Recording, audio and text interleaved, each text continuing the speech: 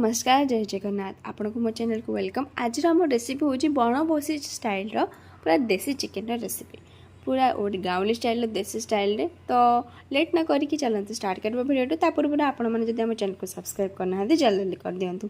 Fast देखो ये मुझे 1.5 किलो खंडे चिकेन को लेकिन धुआधुई करके सफासफी करके सब नहीं जापर मुझे फाड़े लेंबू को चिपुड़ देवी फॉर मैरिनेशन जहाँ जहाँ मसला दरकार मुझे लिखिदी उपरे ताको देखिए पकई दिंतु। नॉर्मली आप हल्दी गुंड लंका गुंड जीरा गुंड धनिया गुंड गरम मसला आप मन पसंद पकई पारे। मन रखिए एगुड़ा को जिते भी मैरिनेशन आप पकाउंट लुणटा को लास्ट पकईबा। ओके तो सब मसला पकईला आम ये सोरष तेल देदेबा एवं आपको चमच गोल अपेक्षा मुझे रेकमेंड करी आपड़ हाथ गोलाउन जहाँद्वारा मसलाटा चिकेन सागे भल सबुआड़े मिसीज। तो एगुड़ा सब भल गोला गोली करदेबा जमीती कि मुझे आपण मैंने लुणटा पर पकेबे कहीं लुणटा जब आम स्टार्टिंग पकाउन गोला गोली गुड़ा सब कला भितर से सब पानी बाहर पड़ो जोटा द्वारा कि भल मिसबनी और भल लगे टेस्ट। तो आम टे लुणटा अल्प लुण पकईकिना गोल आउे गोलैवा छाड़ी जहाँद्वारा आम चिकेनटा स्मूथ हम आ मसलादार फ्लेवरफुल हम आपको घोड़ी अधघंटा पर छाड़देबा। एपटे गोटे बड़ कड़ा नहीं जावा ताही देवा सोरिष तेल आमती आलू को मुझे दुई फाड़ कर काटी कही आगुरी पूर्व भिडियो नॉनवेज रेसिपी कर मैंने आलू को छाणा बहुत ही जरूरी जहाँद्वारा कि टेस्ट जबरदस्त आसे।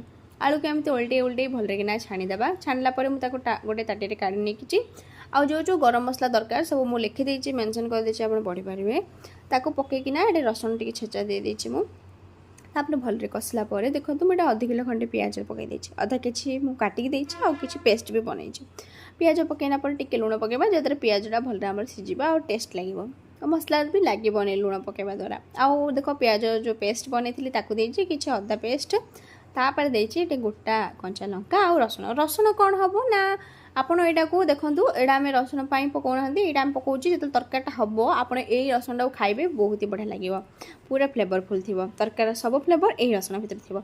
एपटे देखो मुझे गरम मसला पकई जेहतु मैरिनेशन पकईचे आम झोल जी दरकार आम से पकईबा। देखो लंका गुंड हल्दी गुंड जीरा गुंड धनिया गुंड गरम मसला सब पकईकी भलरेकिना कषा टिके पानी देदेवे मसला कसला बेले जदि लगे भाया लगुच माने टाइट लगुच तो से तो देखो पानी टी देकिना भलरे कसवा कसला आम जो मैरिनेशन रखी हाफ एन आवर पर ही पकईबे जहाँद्वारा चिकेनटा भलरे मैरिनेशन होता सीझे भलरे।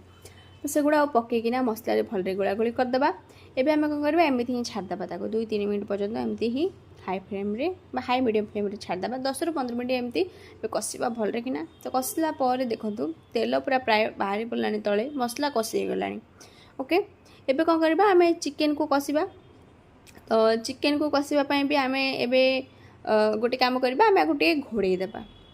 तो घोड़े देवा द्वारा आम चिकेनटा टी कषि हो जहाँ टी चिकेनटा सीझ भी भलरे मसला सब बढ़िया मिस मतलब आम कषापी भी रेडी कर। ओके तो 10-12 मिनट पर्यटन सेमती छाड़देवा जहाँ चिकेनटा आम टी सीझीज। एवं आम कौन करवा जो आलू को छाणी रखी देदेबा मसला सब भलरे गोला गोली करदेबा भलरे किना गोला गोली कलापर एवं पुणी आम कौन करवा आम जो टमाटो रखी थे टमाटो आगुरी पकईली जेहेतु से सब मिसीज मसला से मुझे पर पकईली बहुत ही लास्ट पकईली आपन इच्छा मझे भी पकई पारे। तो टमाटो को पकईकिना भलरेकिना गोला गोली करदे मसला तापर पुणी ताको छाड़देली।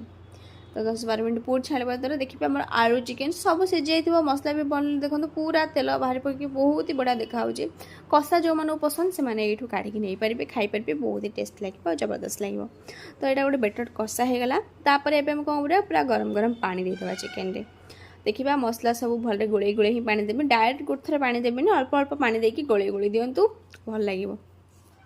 तो पानी देदेला देखिए आपण समस्ते कहते जो घरे बनइले सेम टेस्ट आसेनि आसब आज्ञा जदि आपण मैंने भी परफेक्ट सब जिनस बनाती आ परफेक्ट वे रे परफेक्ट टाइम देके बनाती।